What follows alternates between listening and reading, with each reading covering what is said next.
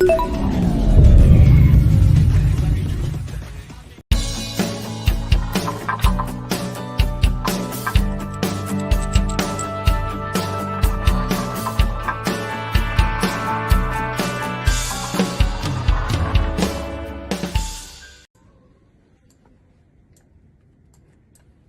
hey, sorry, didn't see you there. Dan from Crafty Comics. Do you like to collect a little bit of everything like I do? Well, here, we make frames and displays for people like you and me.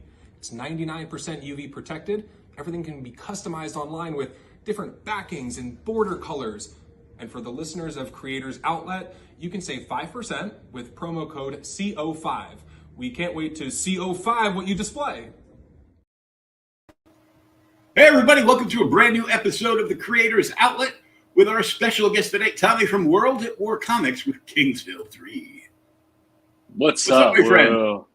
How are you? Always good to be with you, man. You know how much I enjoy being on your podcast. Almost as much as I enjoy winning your raffles. I know. I feel like you win everything, Will. Almost. Yeah, almost. There have been a couple others, Juan and a few others, but I think you've won at least 2, maybe 3. 4. 4, yeah. When I first went on TikTok, I won the Boba Fett first cover appearance pop. Yeah. Then I won. There was a McFarlane figure I remember I did. I think you won. I 2 won of 2. them, right? Yeah. I won one in a TikTok contest, and I won another one on YouTube when you were doing the show with the Spawn guy. That's right. Yeah. And Ty the Spawn Hunter. Yep. And then the Spawn. Then Compendium 2. So now I have to go out and buy Compendium 1 with Todd's autograph. And I does have his signature. I was like, thank God, I can't afford his autograph. They're getting expensive, which Yeah. is crazy because it's not like he holds back his signature. He signs a lot of stuff. Oh, yeah. But, I mean, he's obviously still very, very popular. And, boy, he's got a lot going on right now. So I think that he's the ultimate businessman when it comes to comics. I'm not sure there's too many people better than him. Well, he had it all, went belly up, and came back and did it better than ever. So, yeah. Sometimes you got to go belly up to learn those lessons, though. And he, like you said, he came back stronger than ever. Every time I fall down, I'm belly up, so I always land on my back. It hurts, but I still do it. Yeah. I love it. So we ran into each other in the chat. Well, you were on John's Long Box. Yeah, John. Yeah. And another great podcast, man. You guys are awesome, man. And you guys are talking all kinds of stuff, state of the industry, and yeah. And I'm like, it wasn't my stream, so I could say more stuff than I usually do. Yeah. I will say, out of all the things that we could complain about with comic books, especially mainstream, I do feel like there is kind of a resurgence on the indie side. There's just a lot to choose from, and there's some really good stuff out there. So, I no doubt Marvel and DC has struggled. I think DC the most, and that hurts me because I'm more of a DC guy than a Marvel guy. I love both, but I'm a DC guy, and it hurts that when you look at like the top 50, DC might have 2 comics in the top 50, and Marvel has 12 or 15. Just drives me crazy, man. But man, whatever. The good thing is indies are amazing. 15 from Marvel, how many them are in there because they made 100 different variant covers? Yeah, I mean, so good point. That's a good question. The book, because it might actually be a good story for once. Yeah. But Joe Blow from Idaho, who's the new hot artist commodity, did a variant cover, so everybody chased that variant cover because there's those other podcasts that are certain comic influences are banking off all the speculation stuff. Yeah, that's true. Everybody's listening to them because everybody's trying to get rich. Yeah.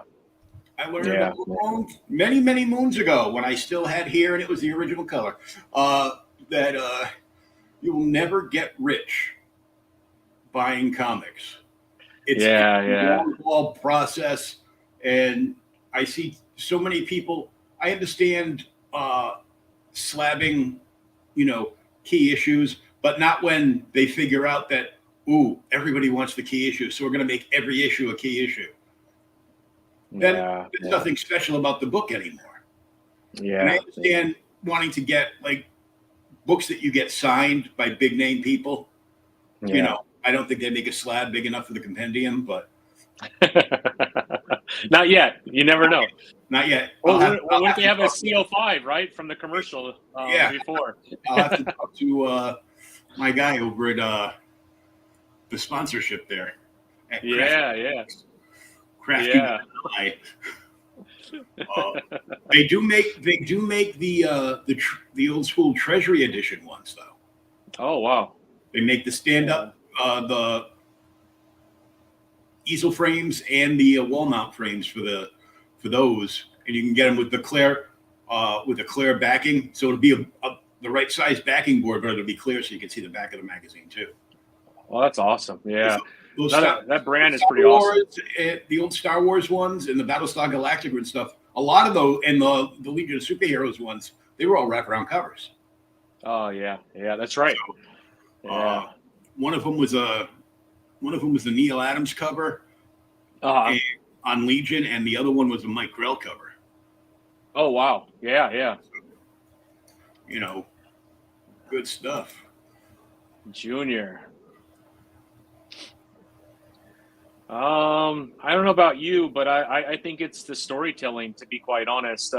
In the IT world, there was a time in the 2000s where, IT was struggling and a lot of people left that industry, and they called it brain drain, where they lost a lot of really smart talent to other industries, or as, tech changed. They all went to follow whatever that new tech was. And so they lost a lot of really smart people.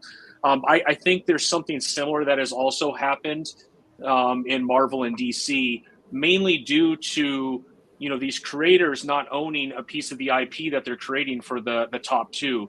So if you look at Scott Snyder, although he's still working with DC, where he's making most of his money is on the indie side, right? He has his own publishing label. He's publishing under that label a bunch of his titles. You see what Jeff Johns has done with Ghost Machine and all those amazing artists and creators like Peter Tomasi, Francis Manapul, Jason Fabok. Like, they've all come together to create Ghost Machine.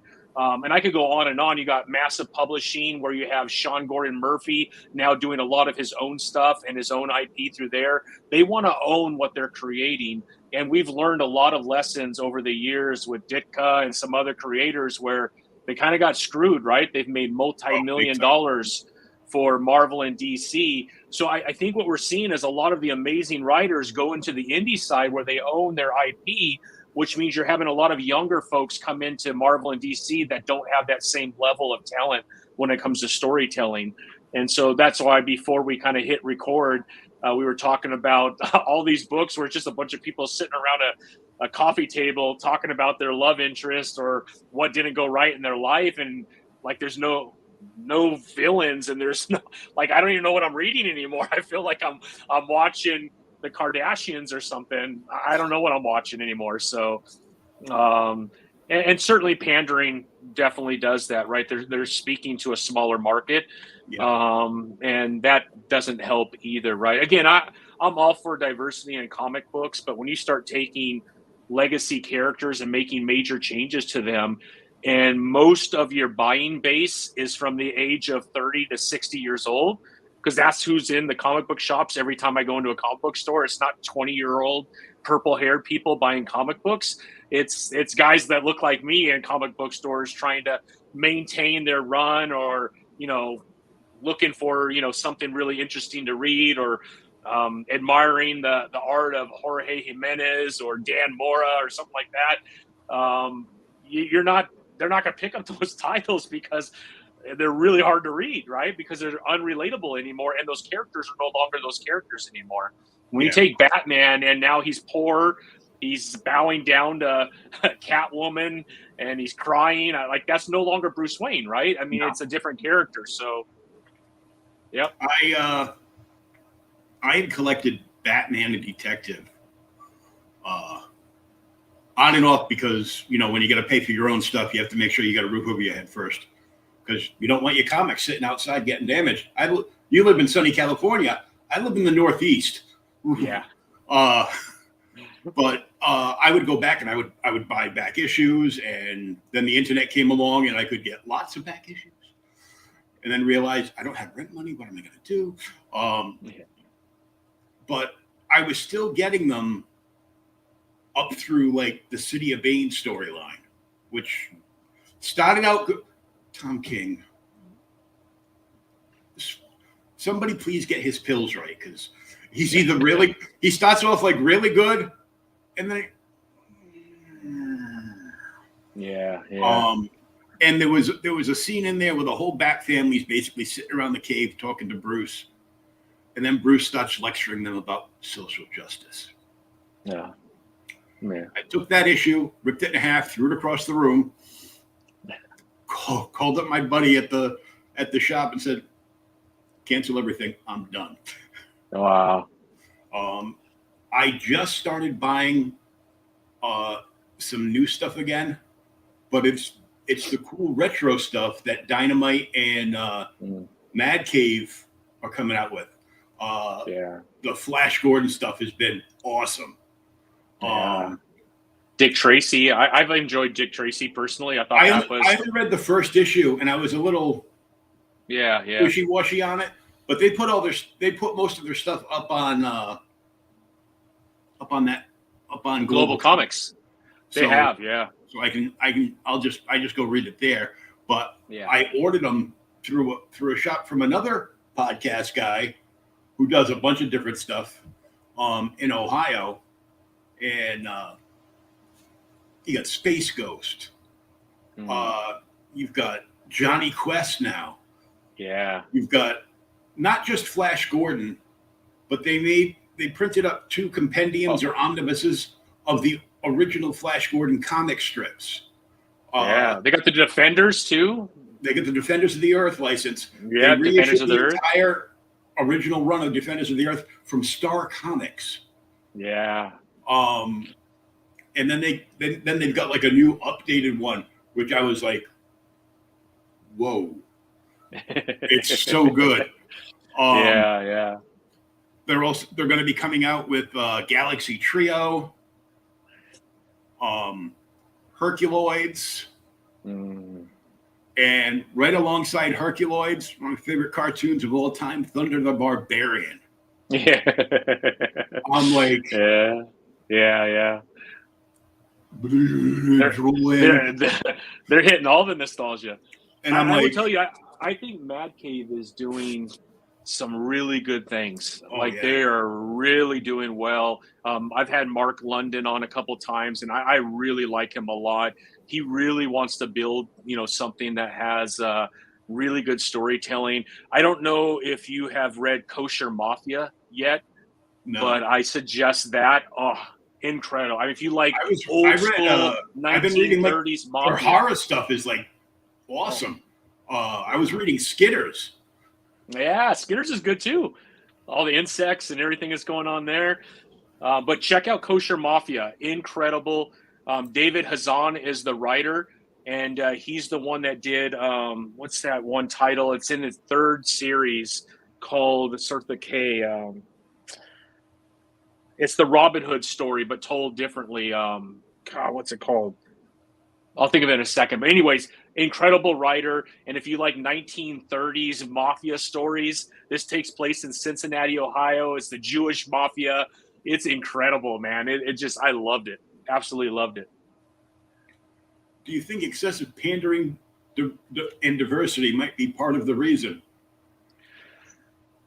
Every time I hear the phrase diversity hire, I'm like, oh, DEI. Yeah. It doesn't stand what they say it stands for. It stands for didn't earn it. Yeah. You know. Yeah. I think that there's a lot of that going on, and some of these new woke talents, dare I say, like to put themselves into the book. Like either have themselves drawn in as the main character. You know, they need the attention. I'm like, oh, your mother should have told you no a couple of times. Yeah. Oh God. Yeah, I haven't heard that rumor yet. So I got so mad. I'm a huge Chuck Dixon fan. Yeah. Because you can't have a comic collection that isn't littered with Chuck Dixon stuff from multiple companies, right? Yep. I got so mad when they said, "Oh yeah, Tim Drake Robin is gay now." I sold my entire Robin run. Oh wow, yeah. 4 volumes of it, and I gave it away. It was in part of like an 8 long box haul that I sold for like $400. I was like, wow. I just have too much stuff. Get rid of some stuff. Batman has been horrible. He hasn't been good since Dixon, in my opinion. Yeah. I did buy the Batman Bane McFarlane 2 set. Oh, that was great. Yeah, that's a great set. A little pricey, but it was worth it, man. I have it right here behind me. But yeah, I mean, I've enjoyed some Batman stories. Like Jeff Loeb, I think has written some pretty good stories. Mm-hmm. Hush, Long Halloween have been good. Yeah. Even Chip Zdarsky. I'm not a fan of a lot of stuff that he's written, but he's had a couple good storylines. And then his Daredevil line I thought was really good. Yeah. It's just for whatever reason, the last maybe year and a half of Batman has just it's gone in a direct. It's just not for me, right? It might be for someone else, but it's not for me. Yeah. The other thing that's getting me now is Marvel brought back Ultimate again, so everybody went all bonkers, and I'm like, no. Yeah. You know, fool me once, shame on me. Fool me twice. No. I didn't like it when it came out the first time. Yeah. And I'm like, I go, no, I just want normal aged Peter Parker. I don't want to go back, start at the beginning, and do like all the kiddie stuff again. Right. Yeah. And now it seems that DC is chasing Marvel's coattails. They have Ultimates, and now they're going to do. DC is going to do the Absolute universe, which is basically the same thing. But I guess Scott's doing a lot of work on the Batman stuff. Yeah. I will tell you, people that I know who have I haven't got an early release of that, but people that have read the Batman actually say it's very good. So we'll have to wait to see it come out. I do have it in my pull box for issue 1. Yeah. I'm willing to try anything once. So I'm going to check it out. I hope it's good. Again, I don't mind that they do Elseworld type stuff, and they could do whatever they want. But when they take mainline Prime Universe at DC and they make these major changes, it drives me crazy because that's not who those characters are. So like the Ultimate Universe, like you said, I wish they would fix actually Spider-Man, Amazing Spider-Man, ASM. But Ultimate, it's fun. I will tell you, I've been reading Ultimate Spider-Man, and it's been actually really good. I've actually enjoyed it a lot. But I know it's Elseworld, right? It doesn't do anything to continuity. That's where you want to try different things. You want to make changes to people. Do that. But when you take a main character that has 80 years of history or 50 years of history and you make major changes of who they are, that's where you start to lose a lot of readers. And that's, I think, one of the issues that have happened at Marvel and DC. Do that in Elseworld, or when Stan Lee realized that there wasn't black representation in Marvel, he created black characters. Like where is that ingenuity? Where is that ability to create? We've lost that. We don't have that kind of talent anymore. So it's just easy to take a character that's been around 50 years and make a change, and all of a sudden you have this new story. It drives me crazy. I just don't like that. DC had Black Lightning, which I've almost completed high-end copies of that original run. But the first time I ever read that character, I go, Lightning, isn't he supposed to be Vulcan? because of Super Friends, right? Right. Apparently, back in the 70s, they were afraid that if a character was called Black Lightning, some kids might try to get lightning powers by jamming the fork. Now I go, Yeah. they'd only do it once. As long as it wasn't the washer dryer plug, they're okay. Unfortunately, I zapped myself with the washer dryer plug because my mother used to have one of those swing arm lights over the washing machine and dryer for the back room of the basement, and she had to electrical tape the wires together, and they came undone one day, and without realizing that it was on, I went to go connect them back, and I got shot across the basement on the concrete floor. Knocked my I was more upset that I knocked some of my toys over than anything else. Yeah, I think Jon Stewart does deserve like miniseries and definitely lead character runs. He's a great character. Yeah. I would tell you, if you haven't read a War Journal, I think it's a mistake. War Journal has been really good. When you think of writers that are currently in comic books that are doing well, you got Jeremy Adams, who I think is one of the best writers right now at DC. You have Philip Kennedy Johnson. His Incredible Hulk run has been a lot of fun. And I really like War Journal Green Lantern with Jon Stewart. Now, when I grew up, Jon Stewart was part of JLA. On the cartoon, so I've always really liked that character. I still love Kyle. I'm a big Green Lantern fan, so that's my favorite out of DC. My collection of Green Lantern is bigger than anything else I own, and I love it. I do think there's way too many Earth Green Lanterns, but you know what? I'm okay with Hal Jordan. I'm okay with Kyle. He had a great run, and I like Jon Stewart. But yeah, I think they created way too many Earth Lanterns. It's a little out of control. For Guy? Guy is funny. I love him too. Guy Gardner, the original Alan Scott, I really enjoyed. I think they until really changed that character. Yeah. Until they switched. I go, not only did you destroy that character, so he's batting for the other team, you also wiped his daughter and son off the face of the multiverse. Yeah. I'm like, which destroyed some great stories, some of which Todd McFarlane worked on in early Infinity Incorporated. Yeah. Yep. Yeah.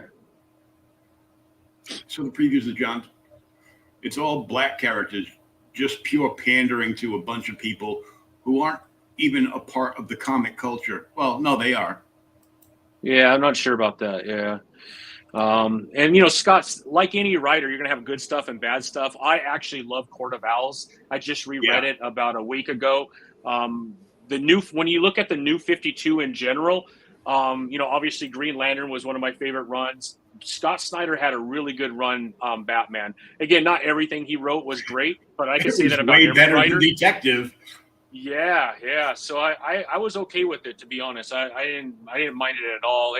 And I do think you need diversity in comics. I'm not opposed to that. I think that doesn't bother me at all. When you change legacy characters, though, I think you got to be very careful. And most of the time it doesn't work. You end up offending more people than you do making people happy. And you just lose a lot of readers. And that's one of the biggest issues right now. It's not necessary to do those kind of things. And I'm not a big fan of that. But, I'm a big Jon Stewart fan. My dad was in the Marines. I love him. And then if you're old enough, you remember Mosaic, which is one of the best runs that really helps define who Jon Stewart is. And a lot of people have never read that before because the writer ended up being a pedophile and went to prison. In fact, he was just released like a year ago. And so DC has kind of wiped out Mosaic out of their history because they don't want anything related to the writer. I can't remember the writer's name, but it's unfortunate. But yeah, Jon Stewart has had a kind of a checkered past because of that writer, but he's a great character. Yeah, it's that was a great run. Too bad the writer was a Yep. Yeah.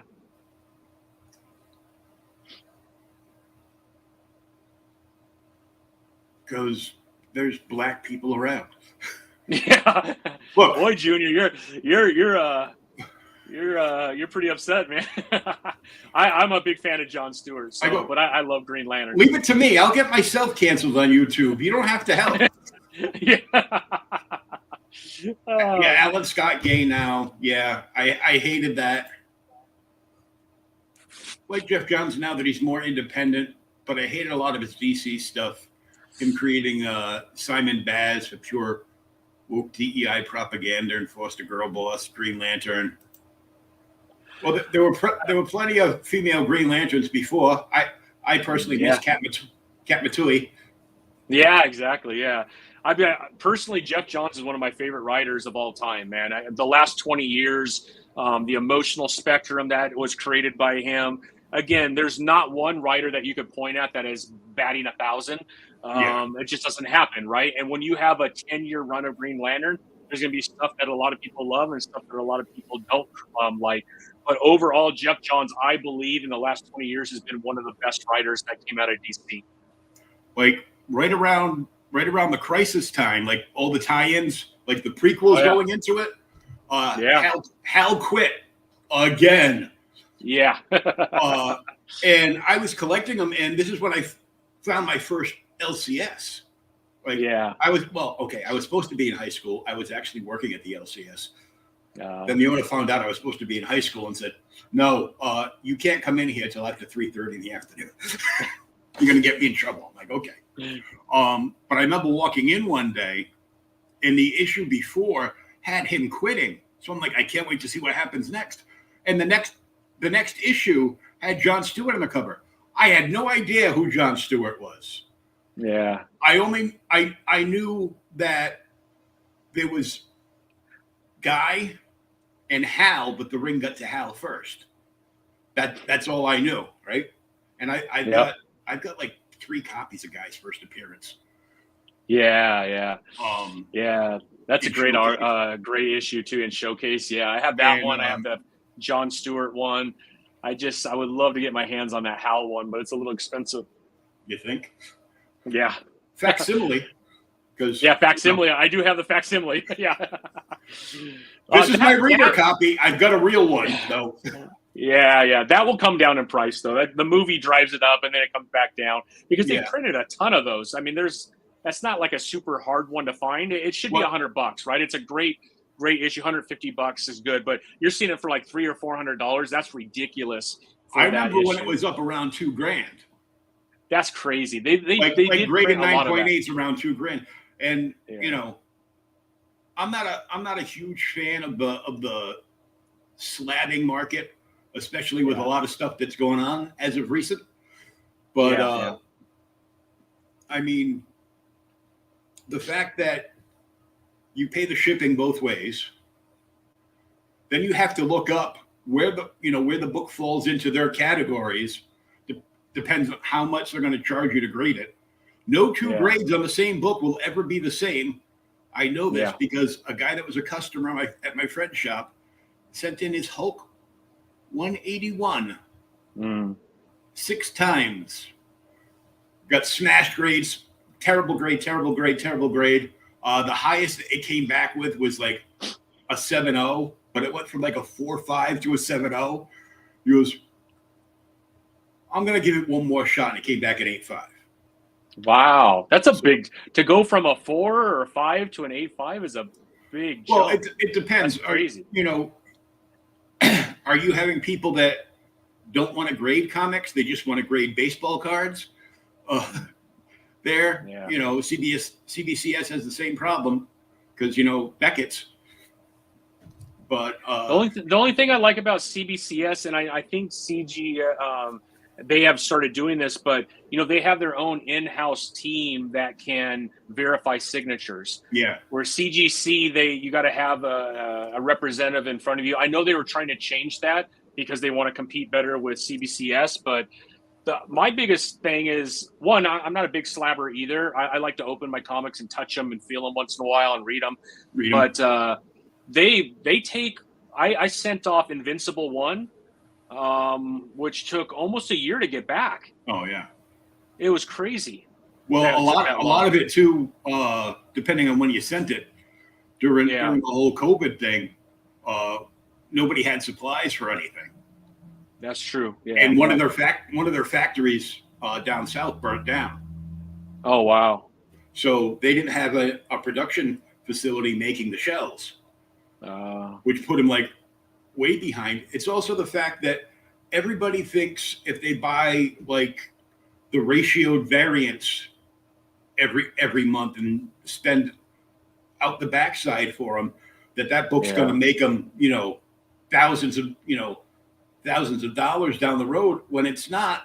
And I know some guys that come on like every week, and they either pre-ordered the book slabbed, or they're sending certain copies of the book. Like they'll buy 2 or 3 copies plus a digital because they don't want to actually open it up and read the book. And I'm like, what's wrong with you? Yeah. Did your mother not love you? Yeah. I don't know. Yeah. I get people like Ghost Machine, but majority of the characters are not. Who cares? Yeah. I mean, I don't care, what anything is, as long as it's a good story. Yeah. I don't like diversity for diversity's sake. Yeah. And I don't like after Tim Drake's dated 19 girls in the DC universe, all of a sudden, well, I've eaten enough peaches. I think I'll go for a carrot stick now. That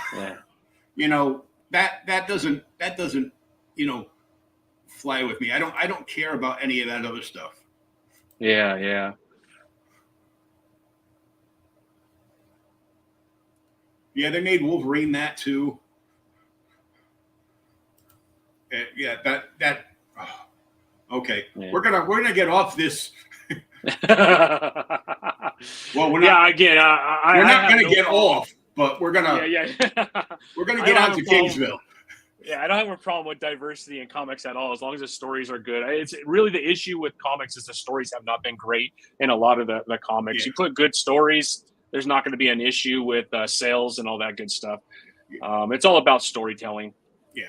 Speaking of storytelling, Kingsville Yeah. 3.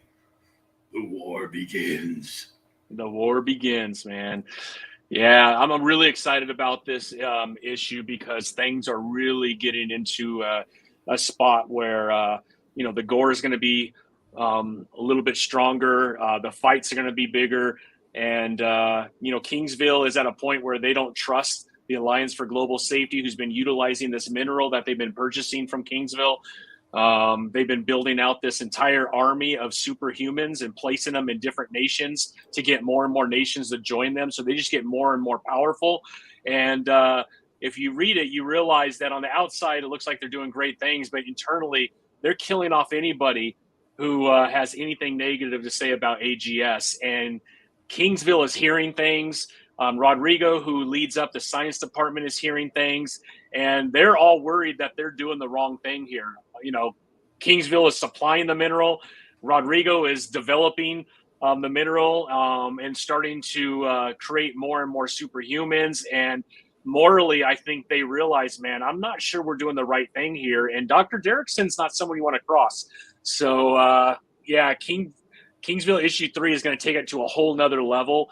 And I'm really excited about this issue. It'll be 4 issues, Will, which will finish off the first arc, and then we'll see where we go after that. But it's been a lot of fun. What I'm really excited about, though, if you scroll down just a little bit, the 2 variants. So right there on the top right, that's the Dan Zay cover. He's our sequential artist, so he does all of our interiors. That's Thomas Gunner, who you'll get to know in issue 3. That is an awesome cover. There he is in like downtown Kingsville. Everything's in flames because the war is about to begin. And if you scroll down a little bit more, you'll see. I thought it was a peaceful protest. Yeah. Touche. Junior's not gonna like that. Yeah. And then you could see on the left right there on the bottom, that is our Jordan Noir cover. And if you're not following Jordan Noir on Instagram or TikTok, you should. This guy is an up and coming artist. He just signed with Image, so he's doing some stuff with Witchblade. He's going to be doing stuff with Spawn, but that is Sarah Sorrow, and you can see that she's just running through an entire group of people who you'll find in issue 3 are part of Kingsville. So again, Kingsville is trying to get out of this situation that they have with AGS, and AGS is like, nope, we need that mineral and we're going to get it no matter what it takes. And then if you see the middle one right there, that is Omar Francia, and he is a Marvel DC. He's worked on Batman, he's worked on Spider-Man, he's worked on a lot of different things. He's done a lot of cover art for Marvel, DC, Dynamite. He's done a bunch of sequential art. You should be following him as well. And he is just Omar Francia on Instagram. You will love his art. The guy is so talented, and I will be using both of these gentlemen again for covers for issue 4. But this has been a lot of fun, and some of my best covers, I think. And so, yeah, I hope people like them.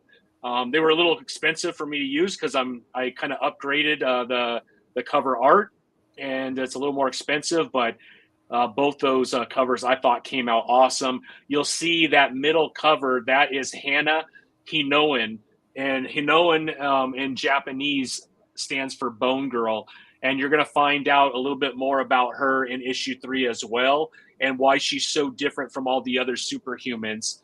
She's one of the very first humans that they utilized that mineral on to create a superhuman, and things did not go well. Yet she's out there doing her thing, and you're going to learn a lot more from her as well. Her power is when you're around her, she could cause you to sense as if you're going through death, you're about to die. And so your heart slows down, your breathing gets heavy, and she could kill you if she's around you long enough. Sarah Sorrow has a similar power, but she can make you feel the worst feelings that you've ever had in your life and make them very powerful in your experience. So I'm really excited about issue 3, Will. I think a lot of people are going to enjoy it. If you've never read Kingsville, I got a couple different options in there. I have a catch-up where you get issue 1, 2, and 3 for $30. I have all 3 covers here for $35 because the 2 variants were a little bit more expensive. I got something for everybody. And what I'm really excited about, and I think you know Moose from Wham Stand, Will, he's awesome, man. And I think you've had him on your podcast. Yeah, but he's been on, yeah. Yeah, he's so cool, man. And he made these little standees for me, and they're actually grooved. So it's not just like a picture. These are all 3D printed. So there's a stand right here that says Kingsville, and then you throw on the character. So I'm going to have him do several characters, but the first one we did has been kind of my most popular character so far. This is Collapse. And if you haven't read issue 1 with Collapse, obviously he's a big guy. He's slow, extremely powerful. He could crush you, but he's got to catch you. So the way he does that is he collapses into a pool of liquid, and then he's as fast as anybody. So, it's pretty cool. And then he also produced keychains for me, which I'm really excited about. And so if we hit our goal, everyone's getting these. So, I'm really excited, man. Moose is awesome. If you're not following Wham Stand, you should check him out. He produces a lot of really good stuff. Yeah, Tommy's got a room full of Wham Stand stuff. I do. I got my little stands right here just to get a little shout out to my man Moose, because he's so good, and he's really good for the independent industry. So here is this is a stand that I take to Comic-Cons, and you can just put in your comic. Here's my issue 1 with Dr. Derrickson on the cover right there. And then he does my, this is my LLC, or my company, my publishing company right here. But I got him for all the major publishers too. So when I do my videos, I could put in my Top Cow one, or my Skybound, or my Marvel, or my DC. But he just does such a good job. Yeah, and all those badges are magnetic, so you just swipe out the magnet, and lots of stuff. I know the thing that had me most excited, basically for all the illustrators that work freelance, is he's working on a tabletop print stand that'll flip like the ones in the old record shops. Like the spinner rack, right? No, not a, Is it not the a mini spinner rack? No, it's not. It's not a spinner rack. You know, remember going into Kmart and they would have all the posters. They'd be like in these plastics, like clear frames, and they would have them like tubed in the bottom, and at Spencer's too. And you would just flip the page, and it'd be like one in the front and one in the back. And when you found the one that you wanted, you just pull it out of the slot down below. He's doing it. He's going to do a tabletop one for artists so that they can put this on their table. It'll free up space from having those big clunky portfolios.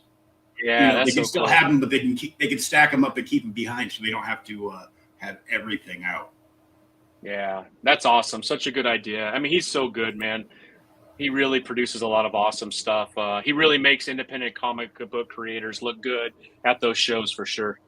Yeah, I've talked to a lot of shops that actually have WAM stands in their shop. They like the he's got one that's a 3-sided one, so almost like a pyramid. It's got extenders on it, and one that's actually got like it lights up. And I'm like, yeah, oh, that's cool. Get your Blacklight comics and that lamp, and just go to town. Yeah, no, that's the spinner rack one I was talking about. That one does spin the 3. Yeah, that one's really cool. I'm gonna have to pick one of those up after the crowdfunding here, but yep. So I got a lot of different options. If you scroll down a little bit more, Will, that you could actually, if you just want the standee, you could purchase the standee, the keychain. I got my hats, which I'm wearing right now.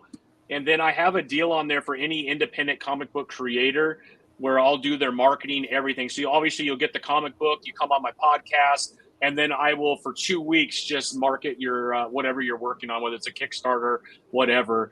And I'll post that across all my platforms. So if anybody's interested in that, it's there as well. So you get the story and some preview art, which looks awesome. Yeah, you could see so this is just a little sneak peek into issue 1. This is how it starts off. Dr. Derrickson at the end of issue 2 is bringing in all of the partner nations, and he's inviting other nations to see what they're doing. And so as he's talking about how great these superheroes are, in the background, you're seeing all these things that they're actually doing for Dr. Derrickson to keep him in power. And you can see Collapse, Snapback, dumping a body into a trash bag or trash can there. You could see Sarah Sorrow. You could see Lexi kissing someone, the kiss of death. And now he's dying because he was attracted to her. So just a lot of really cool stuff. You can see Thomas Gunner shooting someone in the back of the head. So it's definitely of a more mature comic book from a blood standpoint, but it's been a lot of fun, man. I've really enjoyed it. It's like, if you like The Boys and you like Hobbinger from Valiant, like the team dynamic they do, then you're gonna love this book. Yeah. Back it now. Chanel! Yeah, exactly. Back it now. Yeah, and then I also have some pretty cool stuff. I have an extra Jim Lee backpack. So I'm going to, if we hit our goal, I'm going to pick a name out of all the backers and give that away. I got a skateboard deck that has Snapback on it. I'm going to do the same thing with that. So there's all kinds of cool stretch goals too if we hit our goal. Me and my giveaways, I like doing giveaways, and I don't mind giving it. Yeah, I know. We'll get ready for a backpack and a skateboard, man. Well, I can't use the skateboard, but my daughter's a skateboarder, so. There you go. Yeah, it's a skateboard deck and it has Snapback on it. It's actually really cool. So we got 14 days left, 27 backers and counting, and hopefully we can get some people over to Zoop. I know I shared the link on X earlier. Thank you, Will. Appreciate it. A couple other places, and this will be going out everywhere. I found out that my audio podcast through Megaphone Spotify, which puts it to Spotify, Google Podcasts, iTunes, and all. You know the deal. Yep. I'm averaging between 400 to 500 listeners a month. That's awesome. Well, Between congrats. people that just listen to it on a platform, and a good 80% of people are just like have it set to download every month. So that is so cool, man. Well, congratulations. That's awesome, man. Yeah, you have a great podcast and you have some awesome people on. I'm trying, and I'm stalking all those name people that you keep grabbing. A certain Green Lantern writer, and yeah, it might also have something to do with Mad Cave Studios, Flash Gordon. Yeah. Jeremy Adams is a good guy, man. To be honest, I reached out to him just through Instagram. That's how I got him on. So yeah, I talked to him over on X, and we're going to do something next month. So, oh, good for you. He's such a good person, just a good family guy, and I do think he's one of the top writers. Obviously, Mark Wade is still producing a lot of really good stuff. Him personally, though, kind of rubs me the wrong way, but yeah, he's a good writer, man. And World's Finest has been a lot of fun, and he writes solid stories. He does. Whether you like him or not, man, he just does. I'm a big Jeff Lemire fan. Jeff Lemire is incredible too. I know he's starting to do a little bit more mainstream again, but him again, that's another one of those talents that went on the indie side with Black Hammer, and he did a lot of amazing stuff, and he did quite well for himself. Black Hammer is like its whole universe, like Radiant Black. I mean, he's built something that's you got to read a lot to get the Black Hammer story down. There's a lot of twists and turns. Yeah, it's by the time. I think he's got one more he's got the one final run coming out for his Black Hammer universe, and it's all wrapped up. But okay, to collect everything, I like the omnibus because they're big, they look impressive on the shelf. They do, right? And I'm like, I don't mind, sitting at a table or a desk, with a little tilt and, drawing table or something, and, going through the pages and holding it up. Because it's so heavy. I go, I can hold myself up. I weigh 400 pounds. I think I can handle a book. I just have to, I just have to stop myself from falling asleep while I'm reading. That's all. Yeah, exactly. Yeah. So, no, I mean, I'm with you, man. I feel like the older I get, I mean, I still like my floppies. I still go to my Wednesday, but I do. I've purchased a lot more. I just got the what is it? The Busick Conan run from Dark Horse, which I really enjoyed. Again, it's not really aligned with Robert E. Howard. He kind of takes a lot of liberties and talks about the birth and how Conan grew up. But, that's a story that's never been told. I really enjoyed it. And I think Kurt Busick is a pretty good writer, too. I really enjoy his stuff. Yeah, Dark Horse was going strong with that.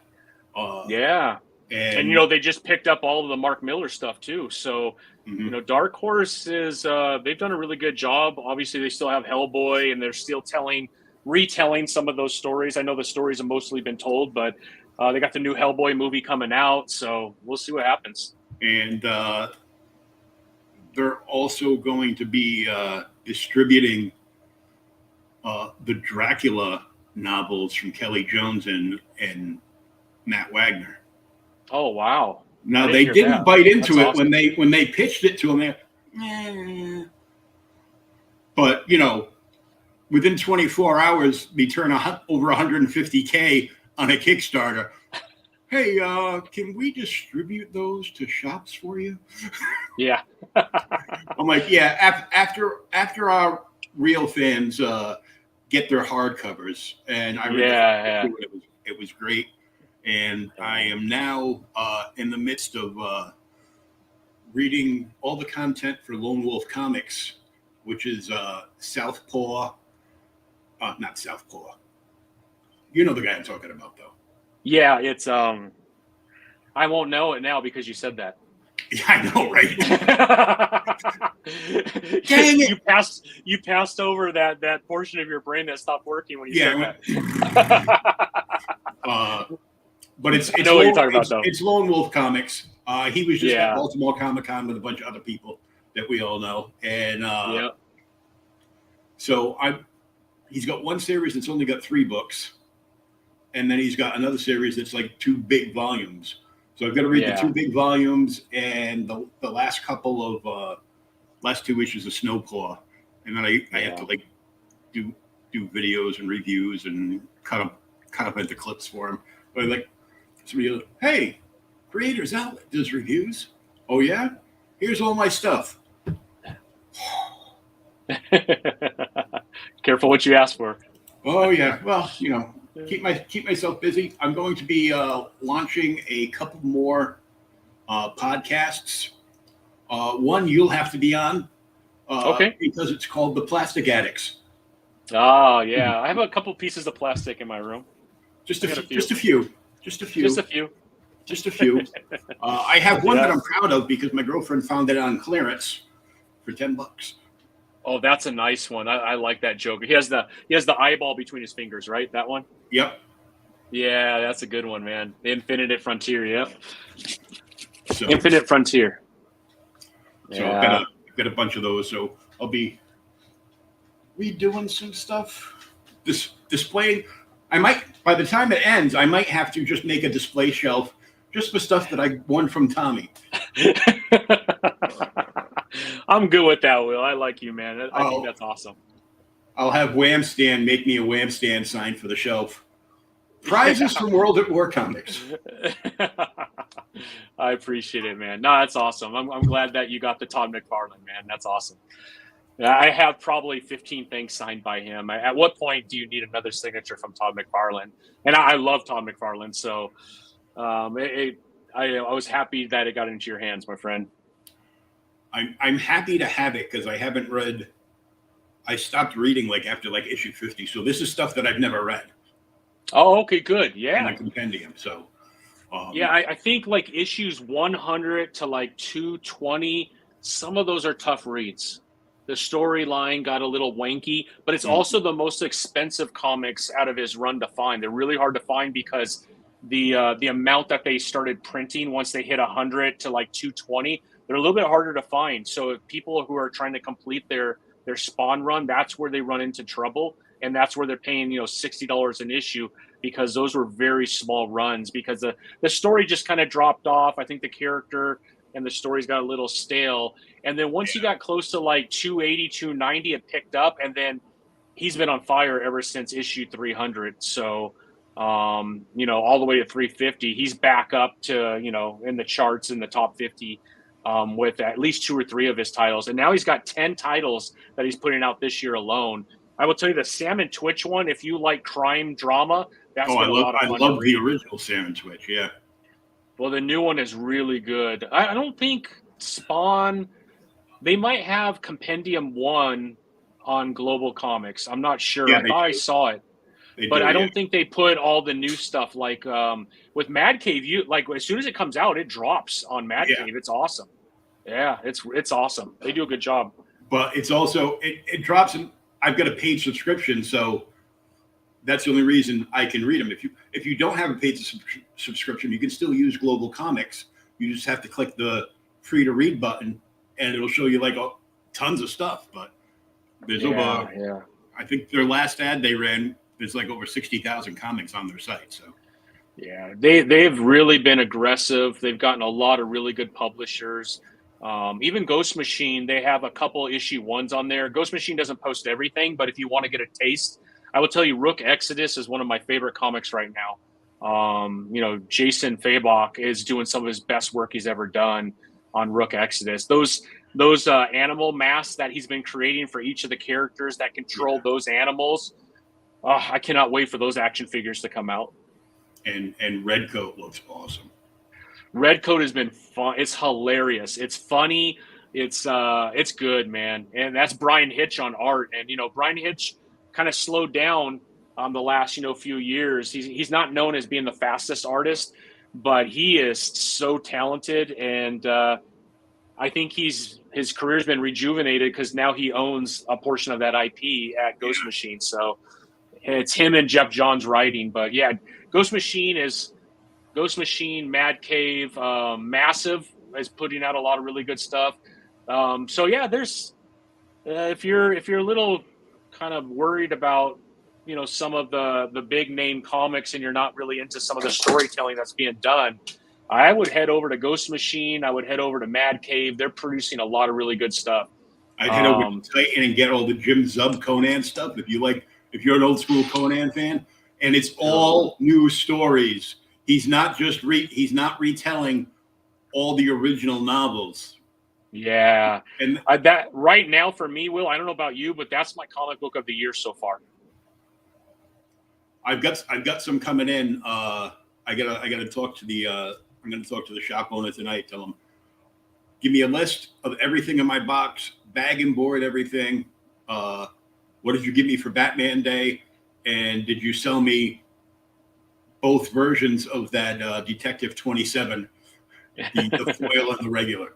Because that's the only way anyone I know could ever afford a Detective 27. Exactly. Yeah.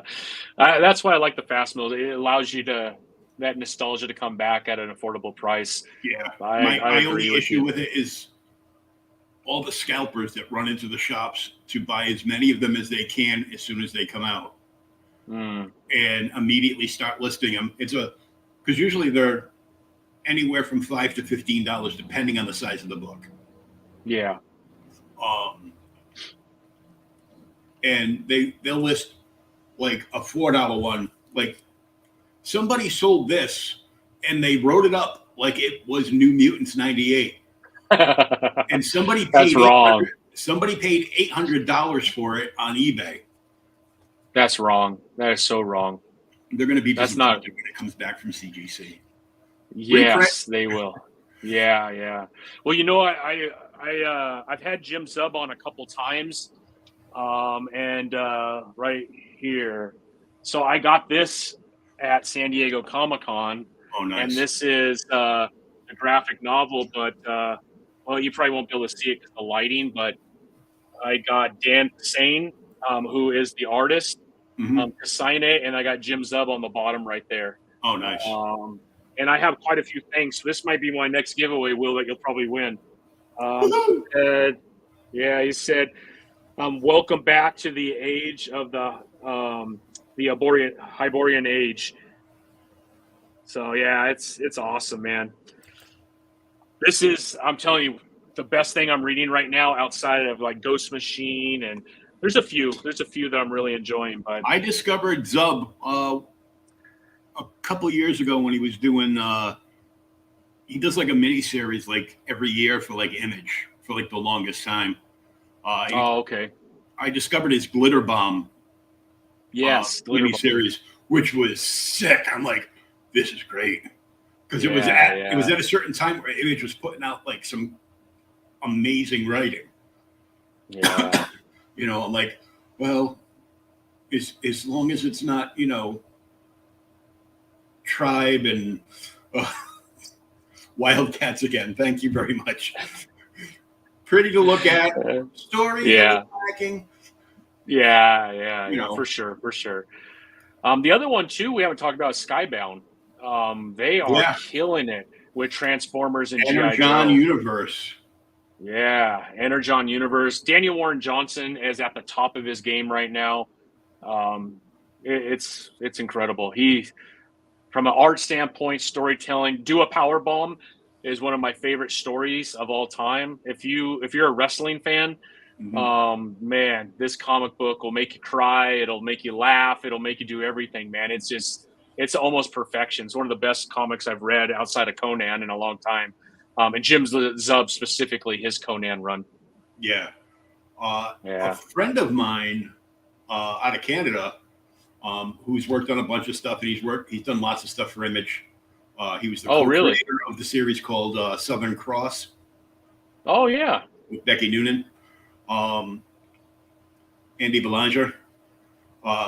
He is actually now a professional wrestler in Canada and a comic book artist.